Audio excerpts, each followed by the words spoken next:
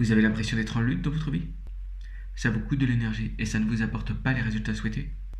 Sachez que je rencontre de nombreuses personnes dans ce cas, surtout dans le domaine professionnel, où il y a une lutte soit au niveau de la hiérarchie ou des collègues, ou alors une lutte parce qu'il y a différents obstacles qui se présentent et que ça empêche d'accéder aux résultats souhaités.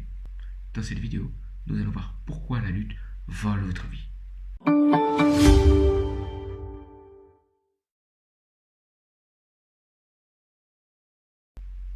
Bonjour et bienvenue dans cette vidéo. Mon nom est Sébastien Tomelin. Je suis coach intuitif, où je vous aide dans votre positionnement pour optimiser votre carrière ou votre business. Si vous souhaitez en savoir plus sur la manière dont on peut travailler ensemble, je vous invite à visiter mon site internet. Dans cette vidéo, nous allons voir pourquoi la lutte vole votre vie et comment s'en libérer. Et pour ça, il faut comprendre d'où vient la lutte. Elle prend ses racines dans une tension qui vient de l'écart entre la réalité que nous vivons et le désir auquel nous aspirons. Cet écart génère une tension et la stratégie de lutte vise à avoir du pouvoir sur cette réalité pour atteindre l'objectif désiré. L'intention de la stratégie de lutte, c'est de se libérer des obstacles pour atteindre ce que l'on souhaite. Or, la lutte est une stratégie qui amène la lutte. En effet, ce qui n'est pas vu, c'est que l'obstacle contre lequel on lutte est notre demande inconsciente.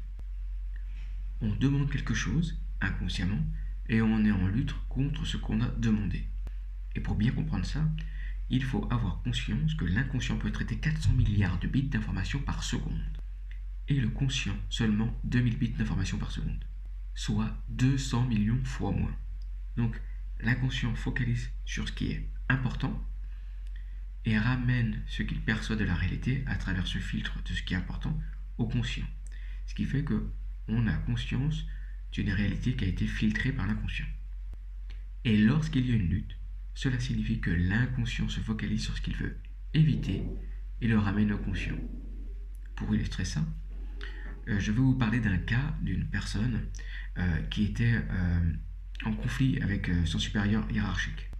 Et donc il a décidé de démissionner et de changer de poste. Il s'est rendu compte en fait qu'il est retombé dans la même situation, il ne comprenait pas pourquoi. Ce qui s'est passé, c'est que son inconscient focalisait sur éviter ce type de personne. Donc il a scanné toute la réalité et il a identifié ces personnes à éviter. Le conscient, qui fait des choix par rapport à ce qu'il perçoit de la réalité, a fait des choix pour choisir quelle personne il allait choisir parmi les personnes qu'il fallait éviter.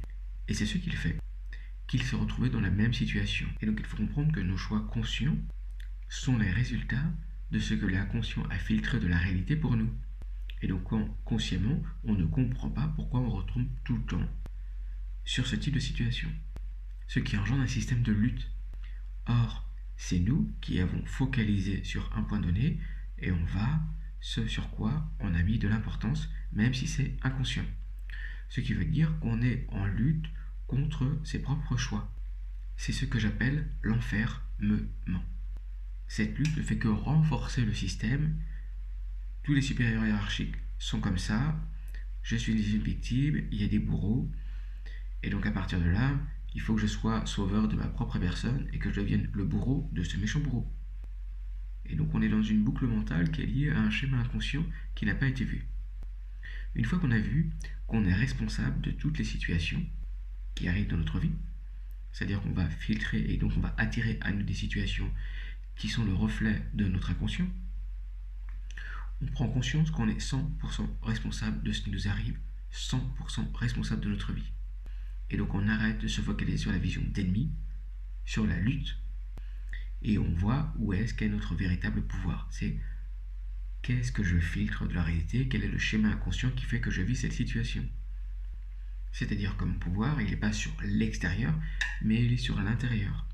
La bonne nouvelle, c'est que le pouvoir sur moi, je l'ai. Changer quelqu'un qui ne veut pas, ça ne fonctionne pas. Par contre, on a la main sur soi. Donc posez-vous la question. Qu'est-ce que je veux éviter? Qu'est-ce que je n'accepte pas qui fait que j'attire à moi ces situations-là? C'est ça qui va vous permettre de déverrouiller l'origine de cette situation et qui va vous permettre d'avoir du pouvoir sur votre vie. Et si vous souhaitez aller plus vite, je peux vous aider via la clairvoyance à identifier le schéma inconscient qui est à l'origine de la situation et utiliser mon expertise des mécanismes inconscients pour le faire évoluer afin de sortir de la lutte et de vivre ce que vous souhaitez vraiment. Voilà les amis, j'espère que cette vidéo vous a apporté des clés. Si vous avez aimé cette vidéo, n'hésitez pas à mettre un like. Et si vous pensez qu'elle peut intéresser d'autres personnes, n'hésitez pas à partager. L'objet, c'est que les gens soient libres. Allez, au revoir.